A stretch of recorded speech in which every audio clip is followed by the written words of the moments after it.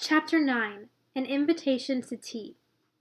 October was a beautiful month at Green Gables. The birches turned as golden as sunshine, and the maples behind the orchard were royal crimson. Anne loved the world of color around her.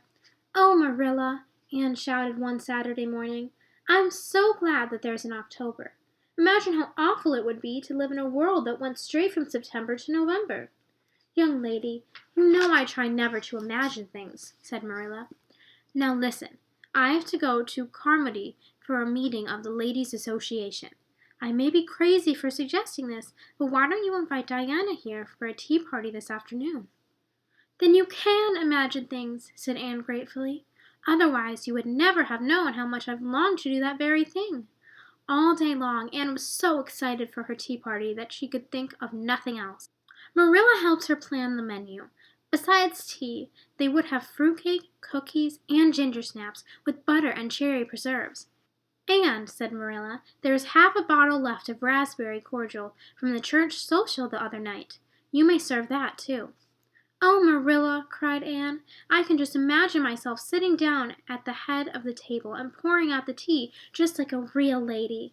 And asking Diana if she takes sugar. I know she doesn't, but I'll ask her just as if I didn't know." Later that day, Diana arrived in her second best dress. Usually she would just barge into the kitchen, but today she knocked primly at the front door. Anne let her in, and soon they were sitting at the table, making polite conversation about their families, as it is proper for grown-up women to do at tea. "We have something delicious to drink," said Anne. "It's bright red. I love drinks that are bright red. They taste twice as good as any other color."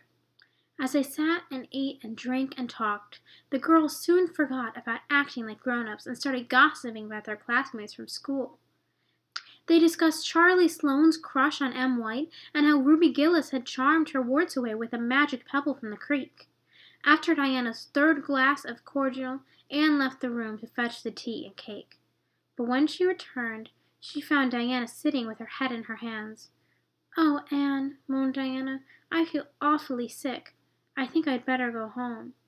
"But you can't leave without tea and cake," cried Anne. "I have to go home," repeated Diana. "I feel awfully dizzy." Anne realized that something was really wrong. She walked Diana home, then went back to Green Gables in tears.